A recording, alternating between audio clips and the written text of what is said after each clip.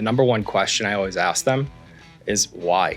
Why do you want to be a leader? It's not something you have to apply for. It's a mindset and a set of behaviors. Do you think it's necessary for someone to be great at executing their current job as an IC? Plenty of top performers go in and be awesome managers and leaders, but you don't have to be like top of the leaderboard just to do that. It's really important to know what your strengths are, know where your blind spots are.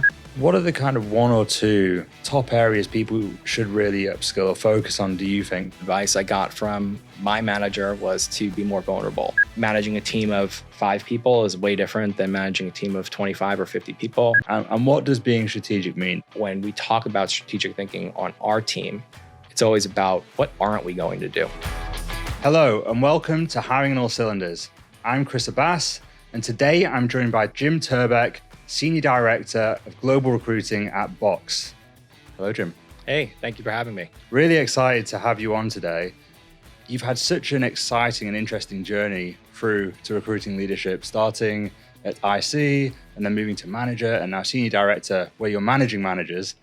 So this is a great time for us to discuss moving into people leadership, because you have lots of insights and experience.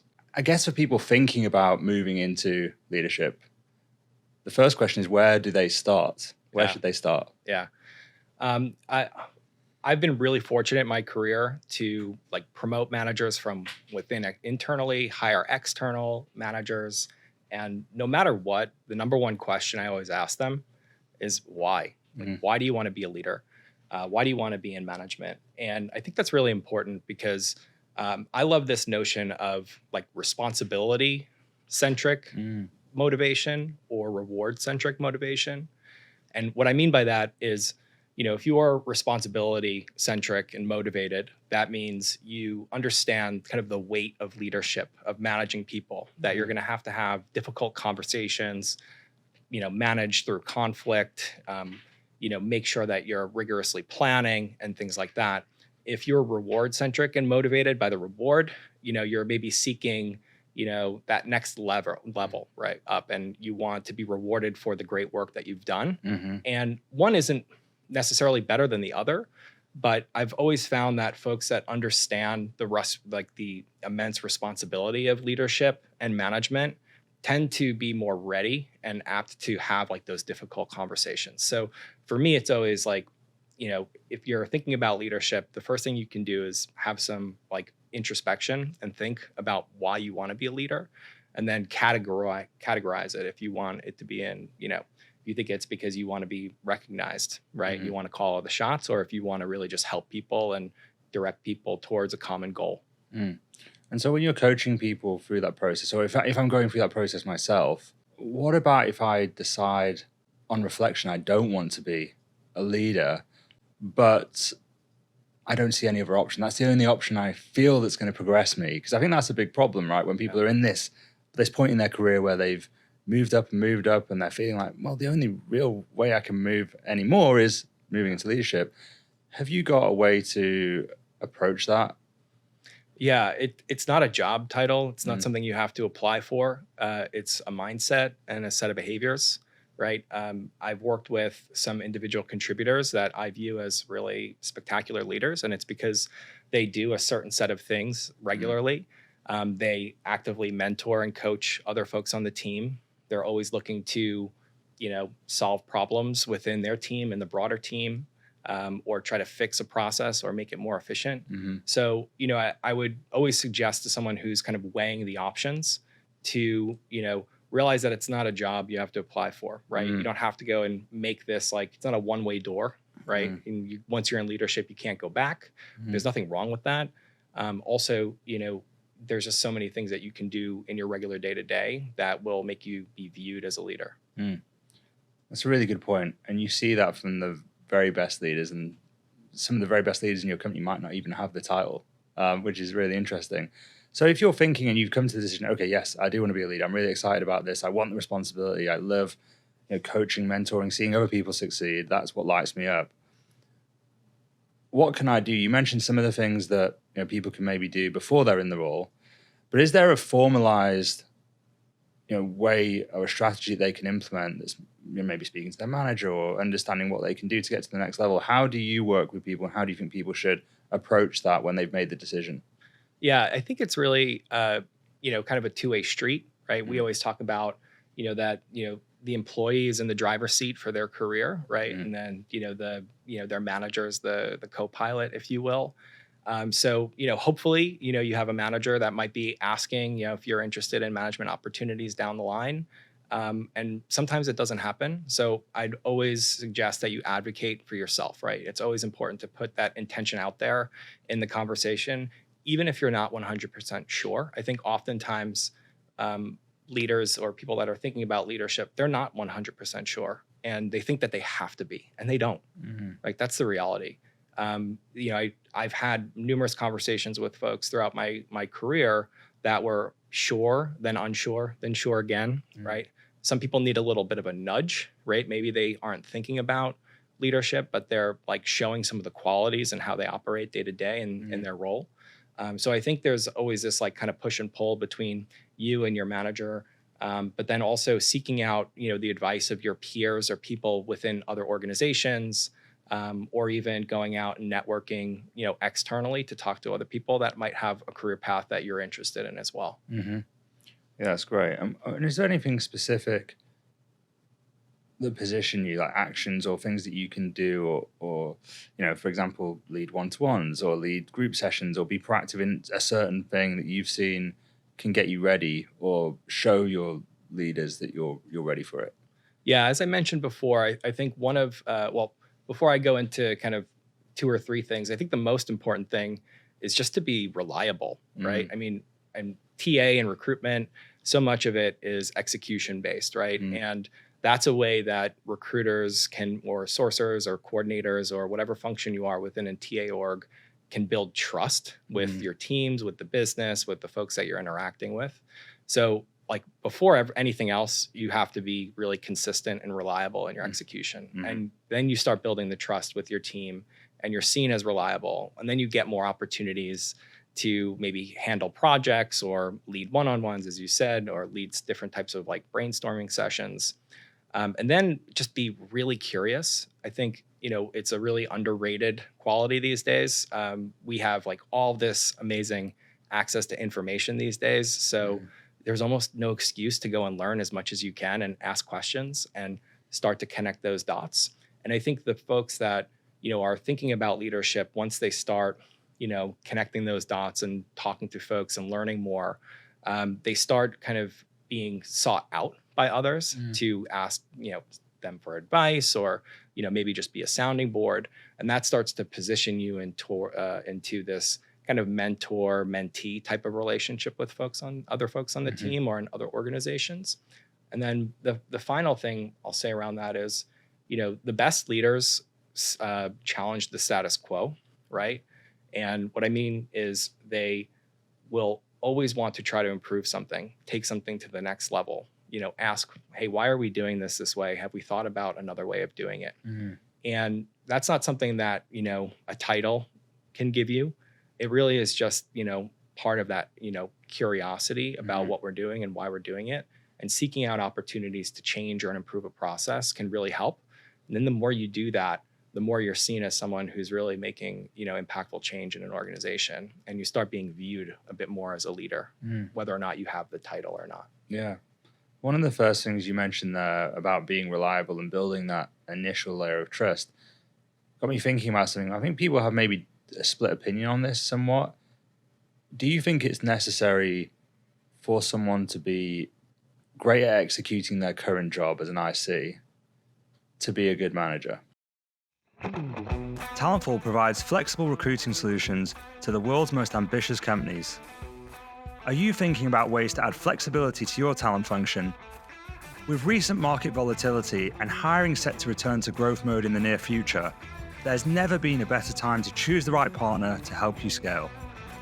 Talentful's embedded sourcing, recruiting, coordination, and talent advisory services have been trusted by the world's leading brands. Companies such as Atlassian, Microsoft, Expedia, Pinterest, Waymo, and more. Whether you're hiring across engineering, go-to-market, or G&A, Talentful has got you covered. To find out how Talentful can help you, visit talentful.com.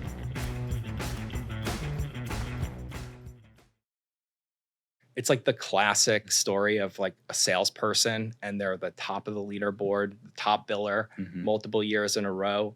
And then they get like promoted into a management role and they fail because they don't realize that the job isn't about how much they can sell. It's about the success of the broader team. Yeah. And, maybe managing up to other more senior leaders and getting pulled into a lot of different types of conversations. And that goes back to my point around reward versus responsibility, right? And I think what happens is, if you're, top of the leaderboard in a recruiting org, you're probably getting looked at, as, potential for a management role. Yeah. And that's great. And, plenty of top performers go in and be awesome managers and leaders, but you don't have to be like top of the leaderboard just to do that.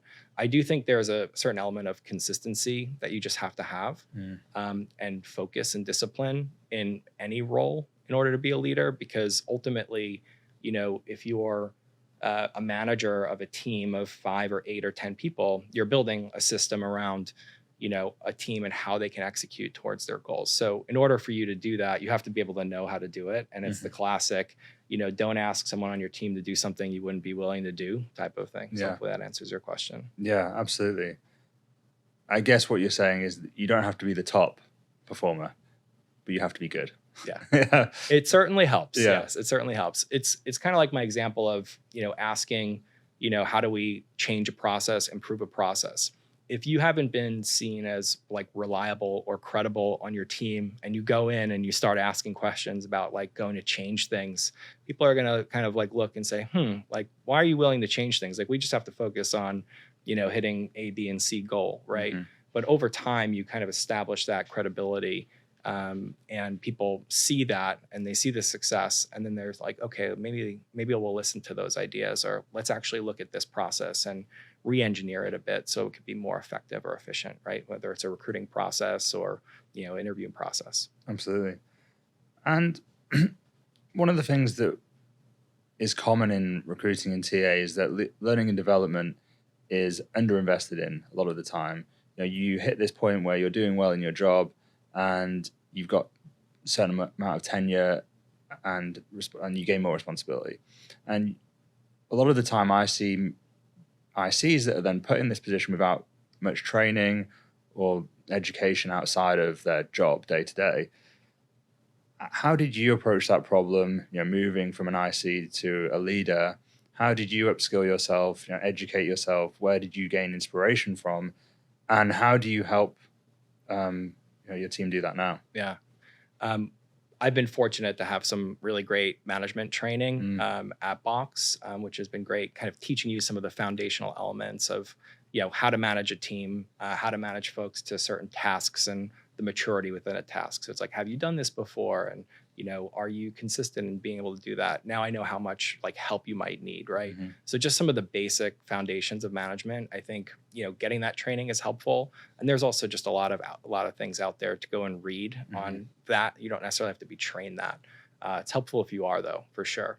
I think the number one thing is to know thyself. I think, as a leader or a manager of a team, it's really important to know what your strengths are, know where your blind spots are, and understand where your biggest gaps are. And if you don't do that, it's really hard for you to know what to work on and how to build a team around you, right? So one of the things I've always tried to do is build a team and hire people that can do the things that I'm not good at, right?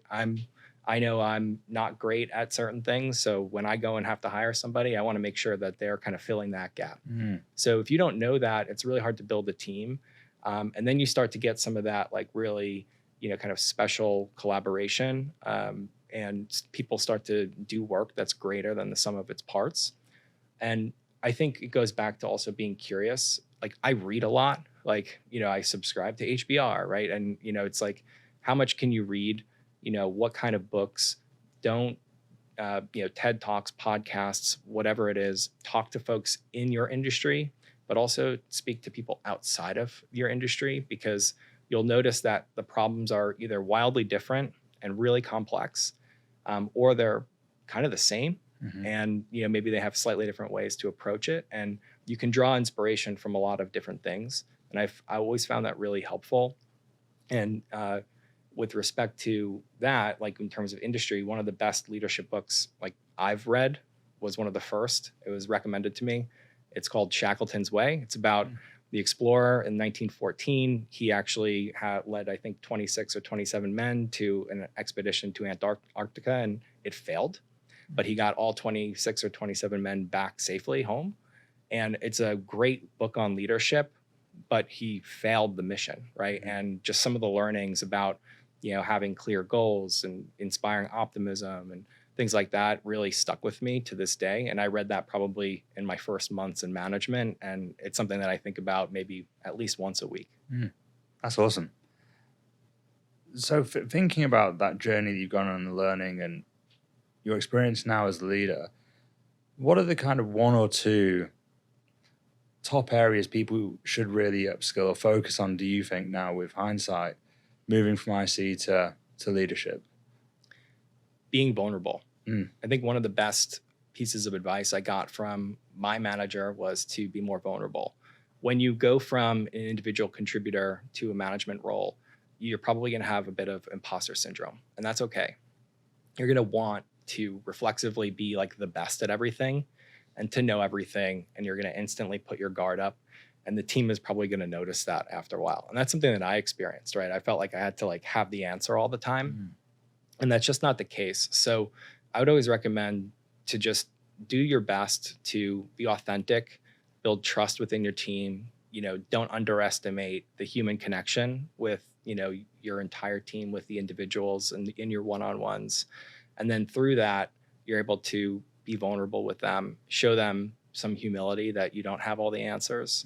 And that will lead to transparency and inclusivity and a really healthy team where there's a lot of trust built. And I think a lot of people kind of skip over that and they try to do the fun stuff first, but that is a really core foundation, because if things get rough, and they have been rough and up and down over the last 4 years in TA, it's really important to have that as a solid foundation. Operations is really important. So, I'll give you a very specific recruiting example. Whether you're in the recruiting operations team, or you sit outside of the recruiting operations team, or if you don't have a recruiting operations team, it's really, really important when you're managing a large team to have really good operational rigor and discipline. Managing a team of 5 people is way different than managing a team of 25 or 50 people. So having the right systems in place is extremely important. And to really think like, a recruiting operations leader, if you're not, is extremely important, because everything that you change in kind of your process, right, or your tools impacts, the entire team. So it could either have a really amazing effect on the productivity of the team, or it could be a real drag or a drain on the team. So, I gave you kind of one of the soft skills and vulnerability. One of kind of the hard TA skills, I think, as a leader, is just to be really operationally sound, because it's one of the best ways for you to, reduce friction within the team. And when I do skip level one-on-ones with folks on my team, we're always talking about a process. I'm always asking about what's one thing we can take out of the process to make your life easier, right? And then I'm kind of putting all those pieces together to see, what our roadmap is for change, because we have to, again, challenge the status quo. Yeah. And was that a natural thing for you to pick up? How did you, learn that stuff? Yeah. Well, we have a great recruiting operations team, which is always helpful. But I personally had realized, I think, as the team grew and got bigger, I just couldn't do everything, right? And you have to, do what managers do and leaders do, which is execute through your team, right? So, what can you pay attention to? It's the things that will have an impact on the entire team, right? That's, I think, a good way to channel your energy as a leader, because I can go and make small changes here, small changes there, but then I'm actually getting in the way of managers on my team, right? Because they really should be thinking about, the efficiencies, within their team and what they're trying to accomplish, and making sure that we're kind of all charging towards our goals. So it was something that, I had realized when I first moved into a second line management role, where I was like, whoa, there's a lot of, there's some manual processes that can probably be automated. How are we tracking this? Let's start building, this out to make it a bit more streamlined. And I thought that helped free me up a lot more because, I was able to focus on, some of the broader team challenges, and then also start thinking about the overall like vision and strategy for the team, like where we need to go long term. So I think that operations unlock is something that took me a little time to get, but it really paid off because it allowed me to spend more time with like the strategic thinking, what the vision is for the team. And that's like the really exciting, inspiring stuff that people want to hear about. You just really awoken a question in me that I'm really glad I got to, actually, because I think a lot of more junior people have this idea of what being strategic means. And I hear a lot of more junior people say, I just want to do something more strategic, or I just want to move into strategy. What would you say to those people, I guess? And what does being strategic mean? Does it mean that you're not hands-on doing execution and just sat around thinking about ideas all day? Like, what does that mean to you? And what should people who are asking for that really be expecting? Yeah. I mean, strategy is finding a way to win in whatever market that you're trying to win in, right? So, you're trying to win in the war for talent, right? Hire the best engineers, the best salespeople, whatever it might be. So when a junior employee asks or says they want to be more strategic, my response would be like, great. Being strategic is like picking a direction and choosing what to do. And more importantly, choosing what not to do, right? Because we only have like a finite amount of time and focused energy to do things every quarter, every month, every day. And like, that's the strategic thinking element of it. It's really to just, sit back and think about ideas, but it's also choosing. When you have a list of 100 ideas, you have to pick the best like 2. And those best 2 should be the ones that help you achieve your goals in a meaningful way, right? So that's where when we talk about strategic thinking on our team, it's always about like what aren't we going to do? Like, what aren't we going to care about? Yeah. And then, because we always have a lot of good ideas, right? And we have to sometimes say, okay, that is a great idea. Maybe that's not the immediate solve because we have to prioritize this over that.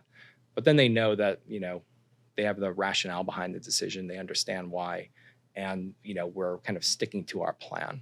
So that's, I think, really important. Strategy gets thrown around a lot, especially on podcasts, right? And I think it can kind of lose some of the meaning. But in general, it's just finding a way to go and hit your goal.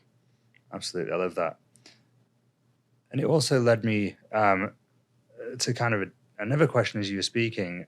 When you move into leadership, you're having to make some pretty serious decisions that might have a big implication, positive or negative. And you're having to put your stake in the sand and say, this is what I am deciding to do, maybe at the expense of something else. I think some people find that difficult, and they maybe try and take on too much because they don't want to say no to something, or that they don't want to spend time doing it in case that was the wrong idea. How do you suggest people become more confident in decision making like that? And how did you become more confident over time making big decisions? A little bit is experience, right? I think just being, in those types of conversations where you have to weigh, 2 really difficult decisions, having, there are various like frameworks you can read about like how to make good decisions, to what kind of data to look at, looking at the different angles, what could happen if you choose A versus B, right? I think all of that is really important. And, everyone has their own style in decision making. I think the other thing is just to make sure that you are bringing in the right people to the conversation and that you're having a diverse set of perspectives, right? Because if you're like the lone person making decision, sometimes you are like as a leader, that's the reality. But if you have the opportunity to bring in folks or to, bounce ideas off other people, I think that is really important because we can get super focused on, one maybe data point and you're going to make a decision on that without thinking about the other thing. I think that is important. And then what was the second part of the question you asked? So how did you become more confident making decisions? Yeah, we don't always have perfect data. And one of the things that stuck with me was, being rooted in kind of your leadership values and using that as a compass to help you make decisions. So when all else fails, you don't have the right data, you're under pressure, you wish you had 3 more days to make the decision, you have to just think about kind of your values, right? And what you're trying to do. Genuinely care for the team, make sure that you're doing the right thing, make sure that, you are trying to be courageous, even if it's, a hard decision, because sometimes people, like you said, people shy away from a hard one that they have to make, and always trying to be as transparent with the team when you make the decision on the why, because they're always going to want to know the why, even if they don't ask. So as much as you can be transparent and forward with, hey, this was a really difficult decision, have the empathy, right? This is why we made the decision. It was really difficult because of X, Y, and Z.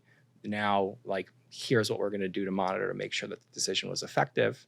And, people usually, genuinely appreciate that. They don't always get that transparency. So if you can start to lead with that and build that muscle of explaining the why, it really does help in the long run. Absolutely. One of the last kind of areas I'll touch on is, you brought up earlier that one of the most difficult things about moving into leadership is having difficult conversations. It's something that I think takes a long time to get used to. It never, well, maybe it does get easy, but it's always difficult. How did you learn and get better at having those conversations? And do you have any advice for people who are struggling with that? Yeah. Practice, right? I mean, it really, now I'm not saying just go and have a hard conversation for the sake of having a hard conversation, but, even the most experienced leaders that have been doing this for twice as long as I have, have difficulty in having conversations that are hard, right? Or uncomfortable. That's just human nature, and you have to recognize that.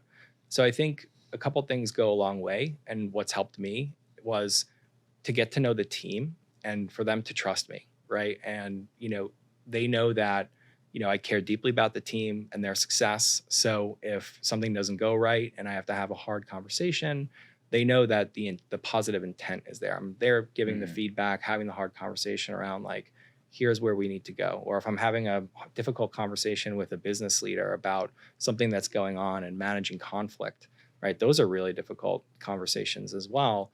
And I'm doing that because I want the relationship to get to a better place, right? So it's always trying to have some sort of like positivity, right?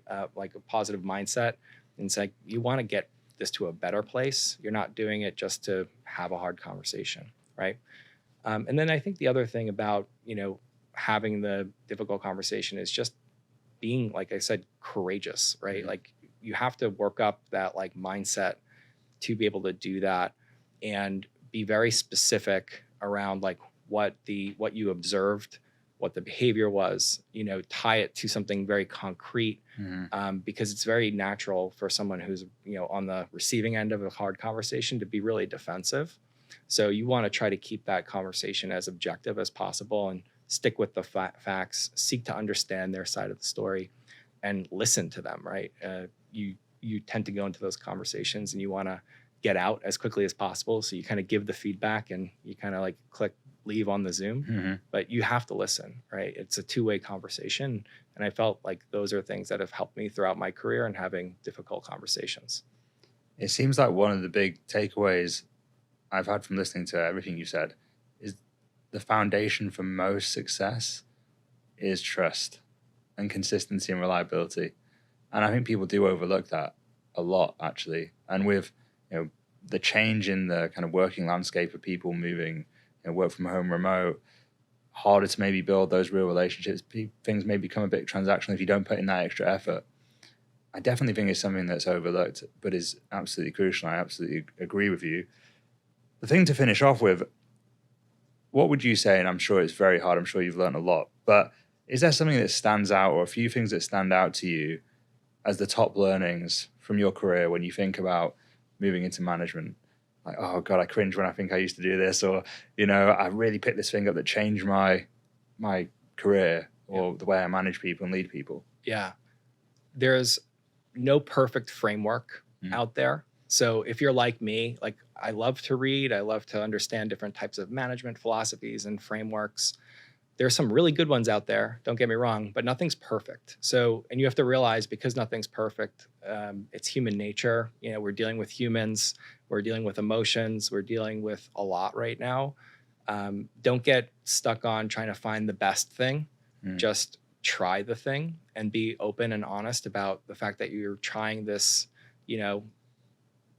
way to give feedback out, or that you're trying this, way to structure a project plan, whatever it is. And just try and iterate, and don't hesitate to go and do it. Right. You can, I always used to joke when I managed recruiters, they would love to just research, the role and what they were recruiting for a lot. I'd be like, hey, you can research all day, but you're going to learn a heck of a lot more if you just pick up the phone and make 10 calls to salespeople and talk to them about their industry. Yeah. I feel like that definitely helps.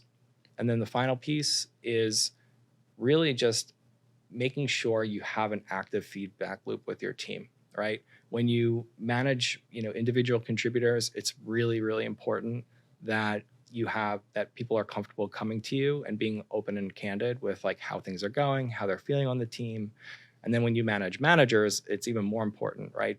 To have that type of connection with the folks that are individual contributors on the team and your managers, because if you don't get that feedback loop, you're going to look and, closed off and distant to the rest of the team. And all of that feedback is extremely valuable. So folks feel heard, and you can make the right changes, to the team and the trajectory, and make sure that you have a positive, high performing culture. How do you gather that feedback? Well, I do regular one-on-ones with everybody on the team, at least quarterly. And they know that, they're more than happy to Slack me and jump on a one-on-one conversation on a Zoom or a coffee if they're in the office or whatever it might be. We also do an annual experience survey. So then we get all of the aggregate comments and feedback on data on how things are going. So those are a couple of data points. I think it's really important. The other thing we've done in the past is use some of the more senior members of the team to collect feedback and for an all hands meeting, because sometimes people are afraid to lob the question out there in front of everybody, but they're comfortable going to a leader on the team, a senior level IC, to say, hey, I have some feedback on how this project went. So those are some of the things that we've done to get the feedback. That's awesome. And I asked everyone this question, but what are you most excited about regarding the future of TA? Yeah. There's obviously a lot of conversation around AI. I'm excited about AI because of one thing. It's going to force us to really focus on the interpersonal relationships within the team, with our candidates, with the businesses that we support.